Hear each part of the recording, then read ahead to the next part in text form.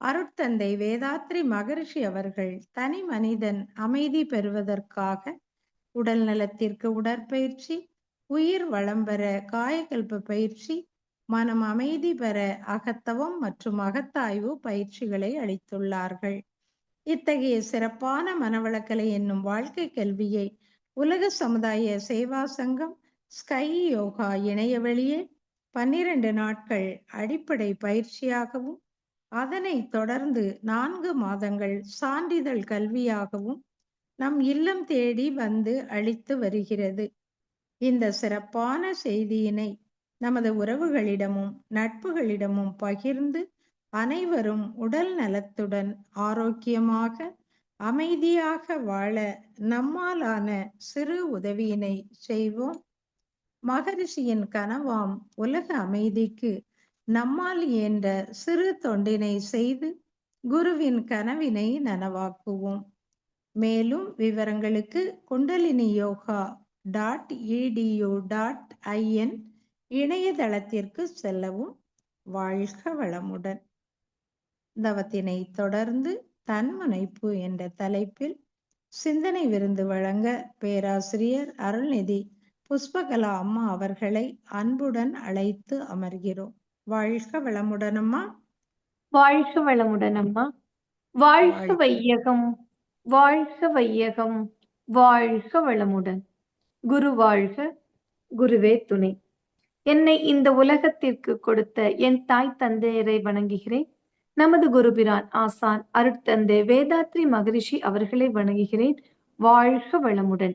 இந்த இணையத்தில் இணைந்திருக்கும் வேதாத்ரிய குடும்ப உறுப்பினர்களுக்கு வணக்கங்களும் வாழ்த்துக்களும். வாழ்க வளமுடன். ஆழமான தவத்தை அருமையாக வழிநடத்திய பேராசிரியர் அருள்நிதி சூம்புக்கணி பாண்டி அம்மா அவர்களை வாழ்த்தி மகிழ்வோம். பேராசிரியர் அருள்நிதி சூம்புக்கணி பாண்டி அம்மா அவர்கள் வாழ்க வளமுடன். அவர் தம் அன்பு குடும்பம் வாழ்க வளமுடன். அவர் தம் அருட்தொண்டு வாழ்க வளமுடன். வாழ்க வளமுடன் அம்மா. நன்றி அம்மா. வாழ்க வளமுடன். இன்றைய சிந்தனைக்கான தலைப்பு தன்முனைப்பு. நாம் நிறைய புராணங்கள் படித்திருக்கிறோம், இதிகாசங்கள் படித்திருக்கிறோம், வரலாறு படித்திருக்கிறோம். இந்த வரலாறெல்லாம் பார்க்கும் பொழுது எல்லோரும் என்ன பார்க்கிறோம்னா, எல்லா வரலாறுலையும் புராணங்கள் இதிகாசங்கள்ல போரை பற்றி நம்ம நிறைய படித்து இருக்கிறோம். இந்த போருக்கெல்லாம் அடிப்படை காரணமாக என்ன இருந்துச்சு?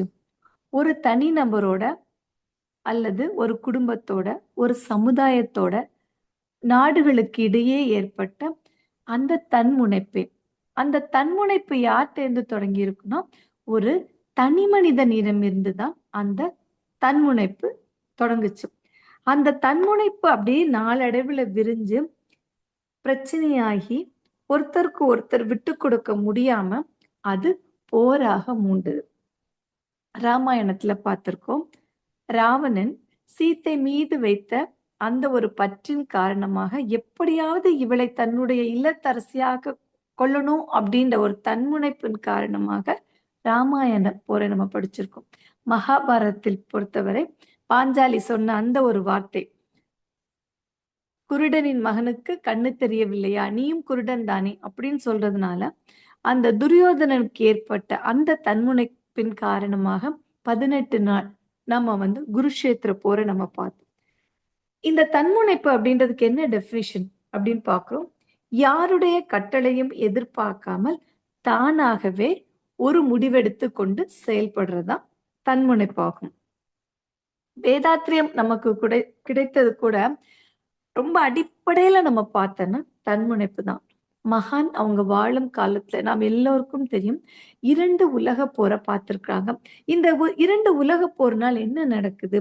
ஒரு நிறைய உயிரிழப்பு நடக்குது. போர்ல அப்படித்தானே நிறைய உயிரிழப்பு நடக்குது.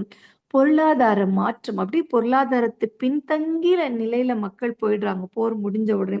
வாழ்வியல்ல பலவிதமான சிக்கல்கள் ஏற்படுது.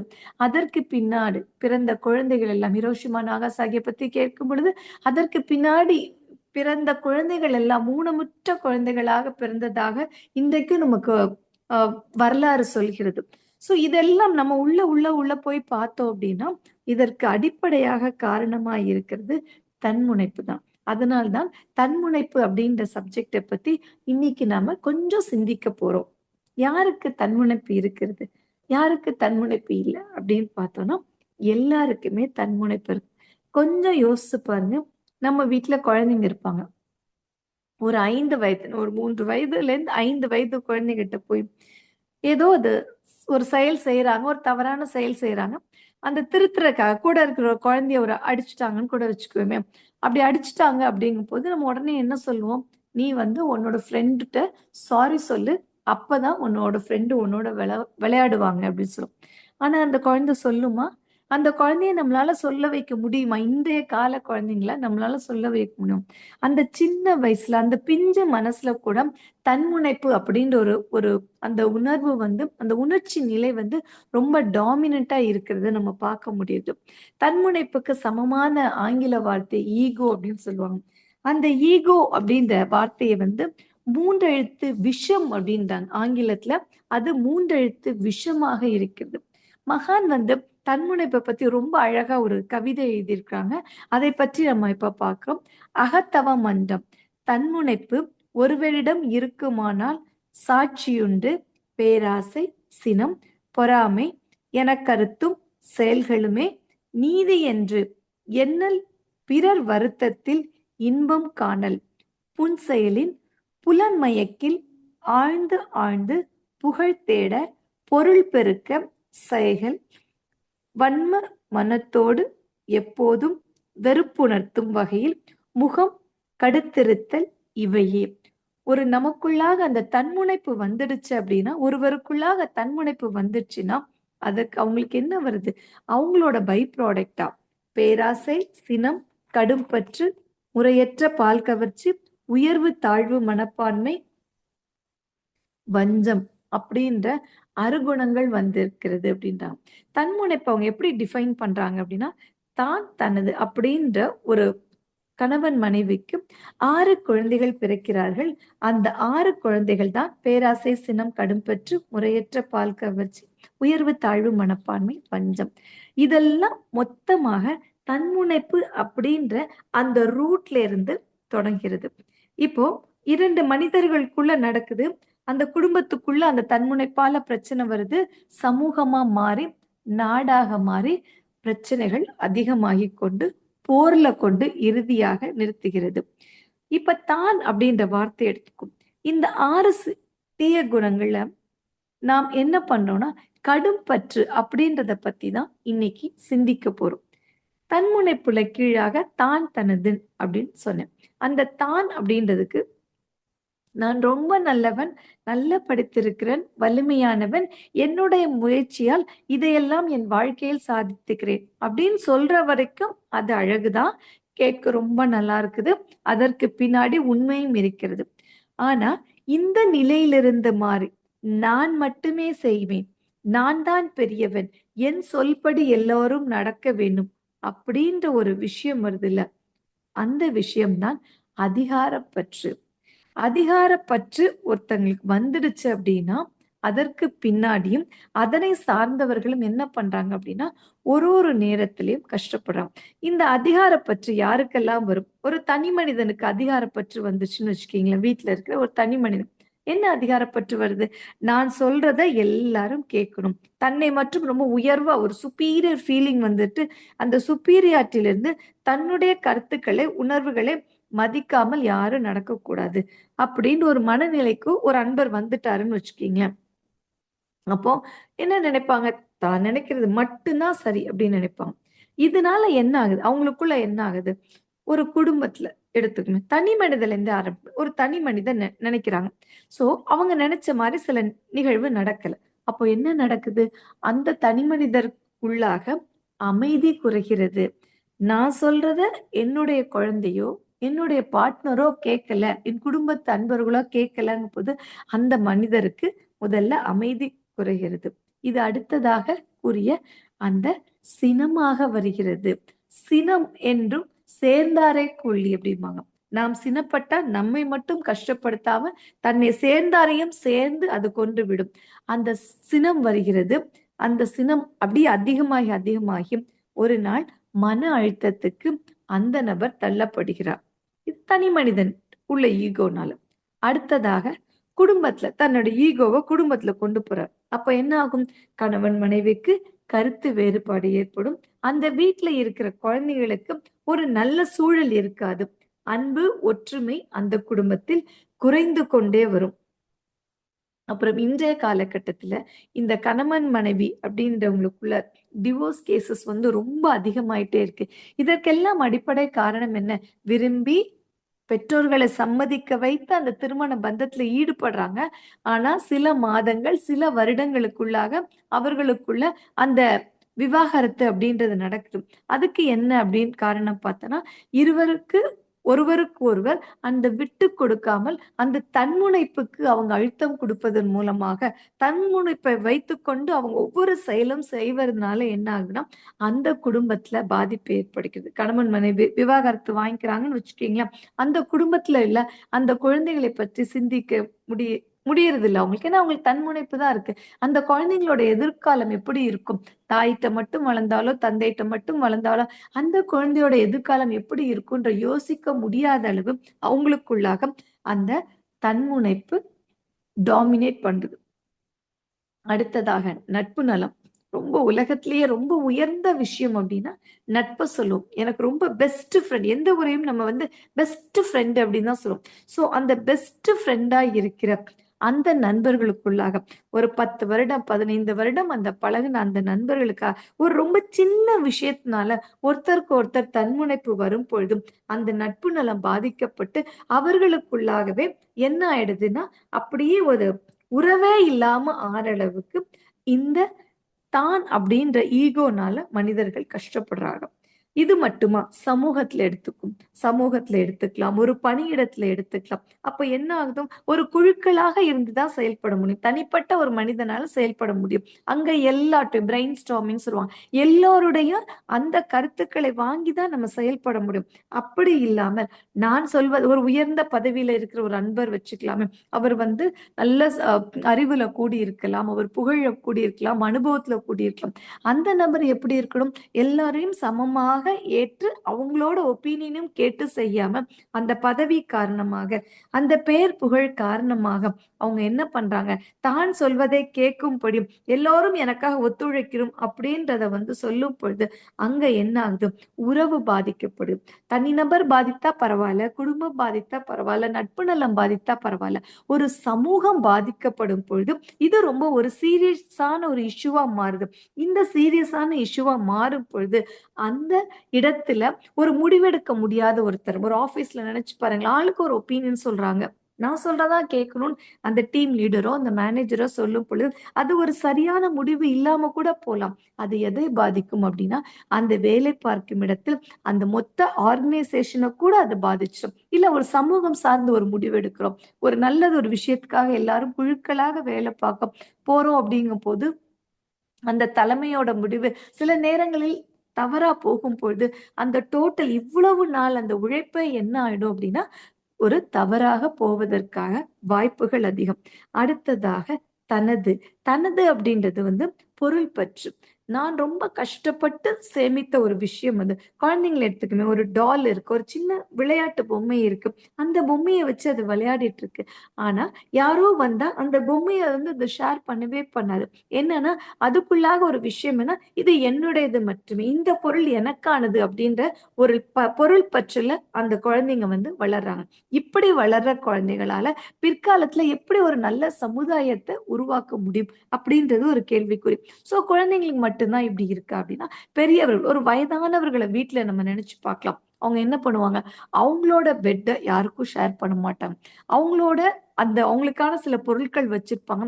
எந்த காரணத்தை கொண்டும், அவ்வளோ வயது அவ்வளோ அனுபவம் இருந்தா கூட எந்த காரணத்தை கொண்டும் அவங்க வந்து ஷேர் பண்ணவே மாட்டாங்க.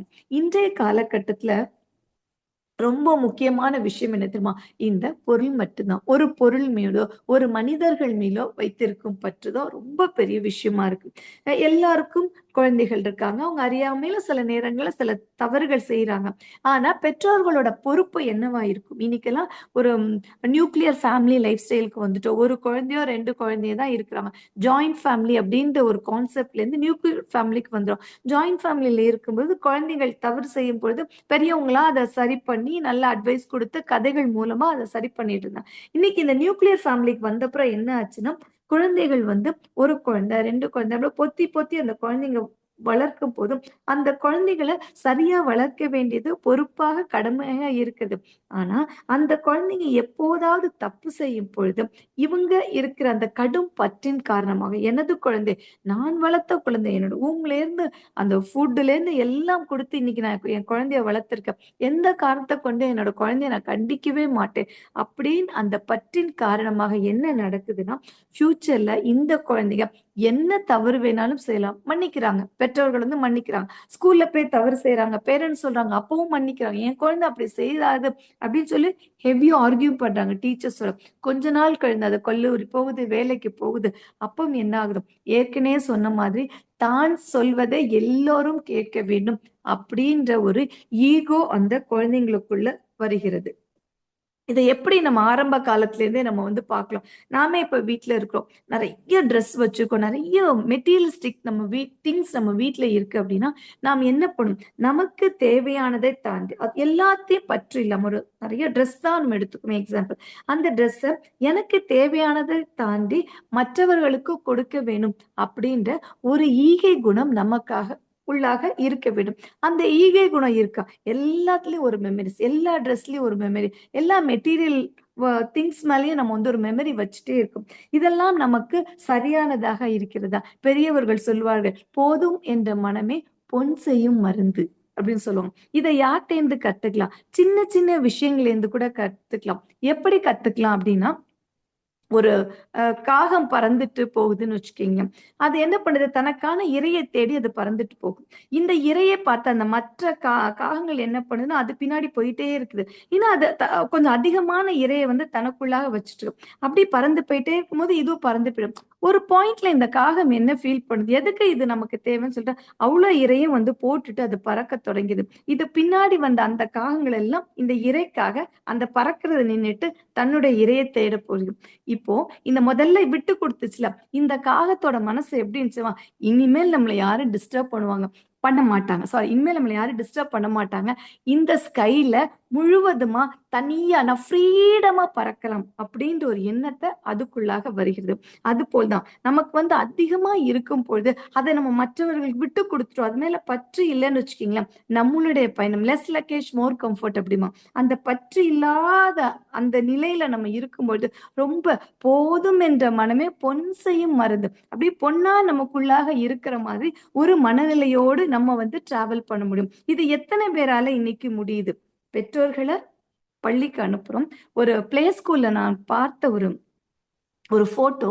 அங்க எப்படி இருக்குன்னா, நெறைய ஒரு பெரிய மரம் வச்சிருக்கிறாங்க. மரம் மாதிரி ஒரு ஆர்ட் இருக்கு.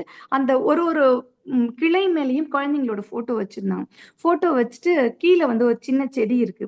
அந்த செடியில கீழ அங்க எழுதியிருக்கிறாங்க, "we allow the flowers to blossom by its own way." நாங்கள் இந்த செடி அது இயல்பாக வளர்ந்து மலர்வதையே விரும்புகிறோம் அப்படின்னு சொல்றாங்க. சோ பெற்றோர்களும் இதுதான் செய்யணும். என்ன பண்ணணும்? அந்த கடும் பற்று குழந்தை மேல வைக்காம, அது அவர்களாக வளர வேண்டும். குழந்தைங்க சைக்கிள் ஓட்டும்போது விழுவது அப்படின்றது ஒரு இயல்பான ஒரு விஷயம். விழுந்தனால அந்த குழந்தைங்க எந்திரிக்காம இருக்க போது. திருப்பியும் எந்திரிச்சு அதுக சைக்கிள் ஓட்ட தான் போகுது. அப்படி விழுந்த குழந்தை, ஐய்யய்யோ! குழந்தைங்க வந்து கீழ விழுந்துச்சேன்னு சைக்கிள் ஓட்டாம அடுத்து அவங்க பண்ண விடாம நாம் பண்ணலாமா? பட் அந்தந்த காலத்துல அவர்களுக்குண்டான அனுபவங்களை அந்த இயற்கை அந்த குழந்தைங்களுக்கு குடுத்துட்டு இருக்கும்போது, நாம் என்ன செய்யணும்? அந்த குழந்தைகளோட அந்த அனுபவத்துக்கு ஆறுதலா நாம் இருக்கணுமே தவிர, அந்த குழந்தைகளை ரொம்ப பற்றிக்கொண்டு அடுத்த நிலைக்கு செல்லாமல் இருப்பத நாம் வந்து தடுக்கக் கூடாது. அப்படி தடுத்துட்டோம் அப்படின்னு ஆயிடுச்சுன்னா, ஒரு நல்ல சமுதாயத்திற்கு ஒரு குழந்தையை நம்மால் குடுக்க முடியாம போய்விடும். இதெல்லாம் தெரியுது நமக்கு. ஓ! குழந்தைய கொஞ்சம் அதிகமா செல்லம் கொடுத்து வளர்த்துட்டோமோ, குழந்தை நம்ம சொல்றத கொஞ்சம் கேட்க மாட்டேங்குதோ அப்படின்னு இருக்கும்போது, நம்முடைய குறைகள் தெரிந்தாலும் ஏன் நம்ம அதை செய்ய மாட்டேங்கிறோம்னா, அங்கேயும் திருப்பியும் பேஸ்க்கு வரோம். அந்த தன்முனைப்பு தான் டாமினன்ட்டா இருக்கு. இந்த தன்முனைப்பிலிருந்து வெளிய வருது இயல்பான ஒரு வாழ்க்கையை வாழணும் அப்படின்னா, அதற்கு தான் வேதாத்திரியம் நமக்கு பயிற்சிகளை கொடுத்திருக்கிறது. என்ன பயிற்சிகளை கொடுத்திருக்குது? உடல் நல்லா இருக்கணும். அப்போ உடல் நல்லா இருக்கும்போது தான் ஆற்றலா நம்மால் வாழ முடியும். அதற்காக உடற்பயிற்சி கொடுத்திருக்கிறார்கள். அடுத்ததாக உயிருக்கான பயிற்சி கொடுக்க எனக்குள்ளாக இருக்கும் இந்த இறைநிலை தான். இந்த குறைகள் தெரிந்தாலும் எனக்குள்ளாக இது குறைவாக தெரிந்தாலும் இறைநிலையை உணராததால் எனக்குள்ள இறைநிலை இருக்கிறது அப்படின்னு என்னால உணர முடியவில்லை. அதற்கு தடையாக இருக்கும் இந்த தன்முனைப்பை என்னை விட்டு ஒழிக்க வேண்டும் அப்படின்னா நாம் உயிரை உணர வேண்டும். அந்த உயிரை உணர்வதற்கு தான் நமக்கு காயக்கல்ப பயிற்சியை கொடுத்திருக்கிறார்கள். இந்த காயக்கல்ப பயிற்சி செய்ய செய்ய நம்முடைய உயிரானது வளம் பெறுகிறது. இந்த உயிர் நல்ல வளம் பெற்றுச்சு அப்படின்னா நம்மால் எல்லாவற்றையும் புரிந்து அறிந்து வாழ முடியும். எனக்குள்ளாக இருக்கிற உயிர் தான் எல்லாவற்றிற்கும் உள்ளாக இருக்கிறது அப்படின்றத உணர முடியும். ஒரு அன்பர் இருக்கிறாரு. தான் ரொம்ப ரசிச்சு ரசிச்சு தனக்கு இனியான ஒரு டூப்ளிகேட், ஒரு ரோபோ மாதிரி வச்சுக்கலாம். ஒரு டூப்ளிகேட் அவர் ரெடி பண்றாரு.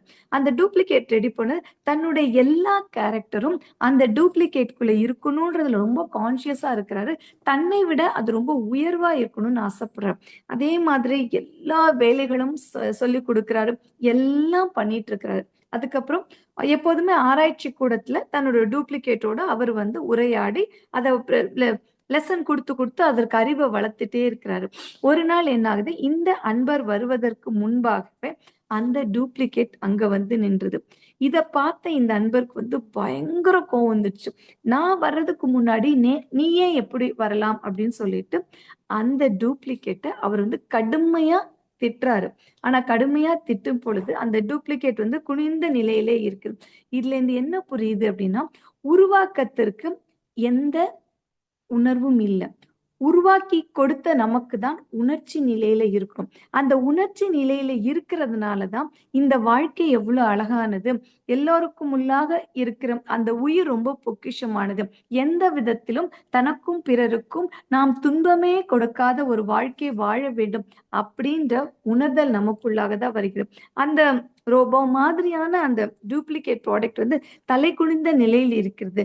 தலை குனிந்த நிலையை பார்த்து இவருக்கு ஒரு ரியலைசேஷன் வருது. நம்ம இவ்ளோ பேசுறோம், நம்ம உருவாக்குனது இவ்ளோ திட்டுறோம், அதுக்கு ஏன் எந்த கோபமும் வரல அப்படின்ற தோணும் பொழுதுதான் அவருக்கு ஒரு விஷயம் என்ன புரியுது அப்படின்னா, வாழ்க்கையில அந்த டூப்ளிகேட் அப்படின்றது என்னன்னா, நாம் உருவாக்கிய எல்லாமே டூப்ளிகேட் தான். நம்மளுடைய பொருளாதார ரீதியா நம்ம சில விஷயங்களை உருவாக்குறோம். அன்பு ரீதியா சில விஷயங்களை உருவாக்குறோம். நட்பு நலம் பல விஷயங்களை உருவாக்குறோம். இது எல்லாமே நம்மளுடைய கம்ஃபர்ட்டுக்கு கொண்டது. அதனுடன் நாம் இணக்கமாக இருக்க செயல்படுறோம். அந்த இணக்கமாக இருக்கும் பொழுது எதிரால இருக்கிறவங்க நம்ம மீது முழுமையா அன்பு இருக்கிறதுனால நாம் என்ன சொன்னாலும் அப்படியே அமைதியா கேட்டுட்டே இருக்கிறாங்க. ஒரு நாள் இந்த அன்பருக்கு கோவம் அந்த டூப்ளிகேட்டை அழித்து விடுகிறார். அது போலதான் நம்ம என்ன பண்றோம், இந்த ஈகோ காரணமாக நமக்குள்ள கிடைக்கிற எல்லாமே நம்ம பார்த்து பார்த்து எல்லாம் சூஸ் பண்றோம். பார்த்து பார்த்து நம்ம ஆசைப்பட்டு எல்லாமே நம்ம இந்த உலகத்துல உருவாக்குறோம். ஆனா இந்த ஒரு சிறிய விஷயம் காரணமாக அதை ஒரு நாள் முழுவதுமாக அழித்து விடுகிறோம். அந்த முழுவதுமாக அழிக்கும் பொழுது அந்த டூப்ளிகேட் எவ்வளவு கஷ்டப்படும் யோசிப்பாரு. ஒரு அன்பர் ஆகட்டும், ஒரு பொருள் ஆகட்டும், வார்த்தைகள் மூலமா ஒரு அன்பரை கஷ்டப்படுத்தினாலும், ஒரு பொருளை நாம் தூக்கி எறிவது எல்லாவற்றிற்கும் உயிர் இருக்கு, எல்லாவற்றிற்கும் உணர்வு இருக்கு. இது எல்லாமே நாம் அழிப்பதன் மூலமா எவ்வளவு கஷ்டத்தை நாம் பிறருக்கு கொடுக்கிறோம். இந்த நேரத்தில் தான் அந்த அன்பருக்கு தோணுகிறது, இவ்வளவு நாள் என்னுடைய வாழ்க்கையில் நான் உணர்ச்சி நிலையிலிருந்தே செயல்பட்டு விட்டேன். இனிமேல் உணர்வு நிலைக்கு என்னை மாற்றிக்கொள்ள வேண்டும் அப்படின்னு நினைக்கும் பொழுதுதான் நாம் இந்த பல தருணங்கள் நம்ம வாழ்க்கையில இந்த மாதிரி கடந்து போயிருப்போம். ரொம்ப அன்பா பழகிருப்போம், ரொம்ப நட்பா இருந்திருப்போம். அவர்களை விட்டு பிரியும் பொழுதுதான் ஏதோ ஒரு நிலையினால நான் அந்த உணர்ச்சி நிலையில் நான் தப்பு செய்து விட்டேன், இனிமேல் நான் அப்படி செய்யக்கூடாது அப்படின்னு நினைக்கும் பொழுதுதான் நாம் வேதாத்திரிய கல்விக்குள் வருகிறோம். வேதாத்திரிய கல்வியை கற்கும் பொழுது அந்த மன அலைச்சூழல் அகத்தவத்தின் மூலமாக அந்த மன அலைச்சூழலை நாம் படிப்படியாக குறைத்து குறைத்து தவம் செய்யறோம். அந்த தவம் செய்யும் பொழுது அந்த மன அலைச்சூழல் சமநிலைக்கு வரும் பொழுது நமக்கு என்ன தோணுகிறது? எல்லோரும் சமமானவர்களே, யாருமே ஒருத்தங்க கூட ஒருத்தங்க குறைய அப்படின்னு கிடையாது. இவர்களுக்கு அறிவு நிலையில் தான் வேறுபாடு இருக்கிறதே தவிர யாரும் யாரையும் கஷ்டப்படுத்தணும் அப்படின்ற ஒரு செயல்ல பண்ணல. அங்க நடந்த ஒரு மிஸ் அண்டர்ஸ்டாண்டிங் என்னவா இருக்குமா, அந்த சூழல் தானே தவிர அந்த மனிதர்கள் அல்ல. அப்போ இந்த உணர்வு நிலையிலிருந்து நாம் பார்க்கும் பொழுதுதான் நமக்கு என்ன புரியுது அப்படின்னா, நம்மை மாற்றிக்கொள்ள வேண்டும், நம்மை இந்த நிலையிலிருந்து மாற்றிக்கொள்ள வேண்டும் அப்படின்ற நேரம் வரும் பொழுதுதான் என்ன புரியுது, என்னுடைய பலமே எனக்கு புரிகிறது. என்னோட அன்புனால, என்னோட குணத்தினால தானே, என்னோட முயற்சியினால, என்னுடைய உழைப்புனால தானே நான் எல்லாத்தையும் கொண்டு வந்தேன். இப்போ என்ன புரியுது? இதெல்லாம் இந்த வினை தூய்மையிலிருந்து நாம் மன தூய்மைக்கு மாற வரணும். மன தூய்மையிலிருந்து வினை தூய்மையை நாம் கொண்டு வரும். வினை தூய்மை பெற்ற பின்பு இந்த பயிற்சிகள் எல்லாம் நம்ம பயிற்சி செய்த பின்பு நாம் நிறைய பேருக்கு தெரியும், நிறைய சாதனையாளர்கள், அறிஞர்கள், கண்டுபிடிப்பாளர்கள், இவங்க எல்லாம் என்ன உணர்றாங்க? அவங்களுடைய கண்டுபிடிப்பெல்லாம் இந்த சமுதாயத்துக்கு கொடுக்குறாங்க. அந்த சமுதாயத்துக்கு கொடுக்கும்போது அவங்கள ஒரு இன்டர்வியூ பண்ற மாதிரி வச்சுக்குமே, நமக்கு எல்லாம் தெரியும், இன்னைக்கு அப்துல் கலாம் ஐயாவோட நினைவு நாள். அவர்கள் எவ்வளவோ கண்டுபிடித்தாங்க. அந்த கண்டுபிடிப்பெல்லாம் இந்த சமுதாயத்துக்கு கொடுக்கும் பொழுது அவங்களுக்குள்ளாக என்ன உணர்வு இருந்து அவங்களையெல்லாம் இன்டர்வியூ பண்ணா அவங்களாம் காமனா ஒரு பதில் தான் சொன்னாங்க. அந்த பதில் என்னன்னா, இந்த பேராற்றல், அந்த பேராற்றல் இறை ஆற்றல் நமக்கு என்ன கொடுத்திருக்குன்னா, இந்த பணியை நீங்கள் தான் செய்ய வேண்டும் என்று தேர்ந்தெடுத்து கொடுக்கிறது. இந்த தேர்ந்தெடுத்து கொடுத்ததை நாம் உணர்வதன் மூலமாக என்ன நினைக்கிறோம், இந்த விஷயம் நல்லபடியா நடக்கணும்ன்ற எண்ணம் தான் நமக்குள்ளாக இருக்கணுமே தவிர யாரு சரியா செய்தார்கள், யாரு தவறா செய்தார்கள், அந்த ஜட்ஜ்மெண்ட் மோடுக்குள்ள நம்ம ஒரு நாளும் போக முடியாது, போகக்கூடாது. அப்படி போகக்கூடாது அப்படின்றவர்கள் அகத்தவம் செய்வதன் மூலமாக. அகத்தவம் செய்தா தன்னிலை விளக்கம் கிடைக்குமா அப்படின்னா, அகத்தவம் செய்வோம். ஆனா சில நேரங்கள்ல என்ன ஆகும், இந்த மன அலைச்சூழல் கம்மியா இருந்தா கூட யாரோ ஒருவர் ஏதோ ஒரு நேரத்துல நம்ம ட்ரிகர் பண்ணிட்டாங்கன்னா திருப்பி நமக்குள்ள என்ன ஆயிடும்னா கோபம் வந்துரும். அப்புறம் உயர்வு தாழ்வு மனப்பான்மை நம்ம வித்தியாசம் பார்க்க ஆரம்பிச்சோம். அப்புறம் வஞ்சம், அந்த அன்பர் மேல ரொம்ப நாளா சினம் கட்டி கட்டி அது வஞ்சமா மாறிவிடும். அப்ப நம்ம என்ன செய்யறோம், அகத்தாய்வு செய்யும் பொழுது என்ன ஆகும்னா, நம்முடைய தவறுகளை நாமே ஒத்துக்கொள்கிறோம். நான் இந்த சூழ்நிலை இப்படி பண்ணிருக்க கூடாதுல, அவர்களுடைய மனசை எவ்வளவு கஷ்டப்படுத்தி இருக்கும் அப்படின்ற நம்ம அந்த மோடுக்கு வரும் பொழுது, தன்னுடைய தவறை உணர்ந்து வரும் பொழுது, வெளியே சொல்ல வேண்டாம், நமக்குள்ளாகவே அந்த துரிய தவம் இயற்றி அகத்தாய்வு செய்து செய்து அந்த அருகுண சீரமைப்பு பெறும் பொழுது நாம் என்ன பண்றோம்னா, நன்றி உணர்வோடு பார்க்கிறோம். ஒவ்வொரு அன்பரையும் நன்றி உணர்வு, இவர்களால் எனக்கு எவ்வளவு கிடைச்சது. இப்போ நம்ம மொபைல்ல பேசிட்டு இருக்கோம், இந்த மொபைல யாரோ ஒருத்தர் இந்த மொபைலை கண்டுபிடிச்சு நமக்கு கொடுத்திருக்காங்க. அந்த அன்பருக்கு நாம் நன்றி உணர்வோடு இருக்கிறோம். இந்த கிளாஸ் நல்லா நடக்குது, பின்புலத்திற்கு எத்தனையோ அன்பர்கள் இருக்கிறாங்க, அந்த அன்பர்களுக்கு நன்றி உணர்வோடு இருக்கும். இவர்களோட கண்டுபிடிப்பு, இவர்களோட உழைப்பெல்லாம் எப்படி இருந்ததுன்னா, அருப்பேராற்றல் இந்த உழைப்புக்காக என்னை என்னது பணி செய்து கிடப்பதற்காகவே என்னை கொடுத்து இருக்கிறது அப்படின்ற உணர்வு நமக்கு வரும் பொழுது, தான் தனது அப்படின்ற அந்த பற்று ஏதும் இன்றி ஒருவருக்கு ஒருவர் விட்டு கொடுத்து வாழும் பொழுது, எனது பலமே எனக்கு சிறப்பு அப்படின்ற அந்த உணர்வு நிலைக்கு நாம் வருகிறோம். இந்த உணர்வு நிலை வரும் பொழுது என்ன ஆகுது, இப்ப நமக்கு ஒரு ஜாப் கொடுக்கும் பொழுது, ஒரு பொசிஷன் கொடுக்குறாங்க, ஒரு லீடர் கொடுக்குறாங்க, ஒரு மேனேஜரா கொடுக்கும் பொழுது நம்ம என்ன நினைப்போம் அப்படின்னா, எதையும் சாதிப்பதற்கு என்னெல்லாம் ரொம்ப நல்ல கேரக்டரா இருக்கணும் அப்படின்னு பார்த்தோன்னா, பேராசையை நிறைமனமாக மாற்ற வேண்டும், சினத்தை பொறுமையாக கையாள வேண்டும், கடும் பற்ற ஈகையாக கொடுத்து கொடுத்து என்னோட அறிவையோ என்னுடைய உடல் உழைப்பையோ என்னிடம் இருக்கும் எல்லாவற்றையும் ஈகையாக, எனக்கு அதிகமாக இருக்கிற எல்லாவற்றையும் ஈகையாக கொடுக்க வேண்டும். அந்த முறையற்ற பால் கவர்ச்சியை கற்பு நெறியாக மாற்ற வேண்டும். உயர்வு தாழ்வு மனப்பான்மையை நாம் நேர்நிறை உணர்வாக எல்லோரும் சமமாக பாவிக்க வேண்டும். வஞ்சம் என்ற குணத்தை மன்னிப்பாக மாற்றும் பொழுது தான் தனது என்ற பற்று ஏதுமின்றி மகான் 40 வருட காலம் அந்த கண்டுபிடிப்ப அவர்களுக்குள்ளாக ஏதோ ஒரு பற்றா வச்சிருந்தாங்க. போகும்போது அப்படியே முழுவதுமாக நமக்கு கொடுத்துட்டாங்க. அதை வாங்கின நாம் என்ன செய்யணும்? 0% ஈகோ. யாருக்குமே ஈகோ இல்லை அப்படின்னு சொல்ல முடியாத இந்த உலகத்துல எனக்கு 0% ஈகோ அப்படின்னு சொல்லிட்டு இந்த பயிற்சிகள் செய்வதன் மூலமாக எனக்குள்ளாக தன்னிலை விளக்கம் கிடைத்தது. அந்த தன்னிலை விளக்கம் கிடைக்கும் பொழுது எனக்குள்ளாக இருக்கும் இறைநிலை தான் இந்த உலகத்தில் இருக்கும் எல்லோரிடமும் இந்த இறைநிலையே செயல்பட்டு கொண்டிருக்கும். இந்த இறைநிலையே பேசுகிறது. இந்த இறைநிலையே அனைவற்றும் கருத்தாக இருக்கிறது. அப்படி இந்த உணர்வுக்கு நாம் வரும் பொழுது தினந்தோறும் இந்த பயிற்சிகள் செய்வதன் மூலமாக உடலை நலமாக வைத்து, உயிரை நலமாக வைத்து, மனதை நலமாக வைத்து, அகத்தவம் அகத்தாய்வு செய்வதன் மூலமாக நம்முடைய எண்ணம் சொல் செயலா அனைவருக்கும் நன்மையே விளைவிப்போம் அப்படின்ற ஒரு கருத்துக்குள்ள வரும். நம்மளால சாரி சொல்ல முடியாம பல தருணங்கள் இருக்கலாம். எங்கேயோ நமக்கு சொல்ல முடியாத ஒரு தடங்கள் இருக்கலாம். ஆனால் அப்படி சாரி சொல்ல முடியாத பல அன்பர்களுக்கு நாம் மகான் கொடுத்த அந்த தாரக மந்திரமாகிய வாழ்க வளமுடன், வாழ்க வளமுடன், வாழ்க வளமுடன் என்ற வாழ்த்தின் மூலமாக நம்மால் எல்லாவற்றையும் மன்னிப்பாக ஏற்று எல்லோரையும் நான் நிறையாக பார்த்து சமமாக கருதி நம்மால் வாழ முடியும். இந்த அறிவை தெரிந்த பின்பு இந்த அறிவு எல்லாவற்றிற்கும் கிடைக்க வேண்டும்.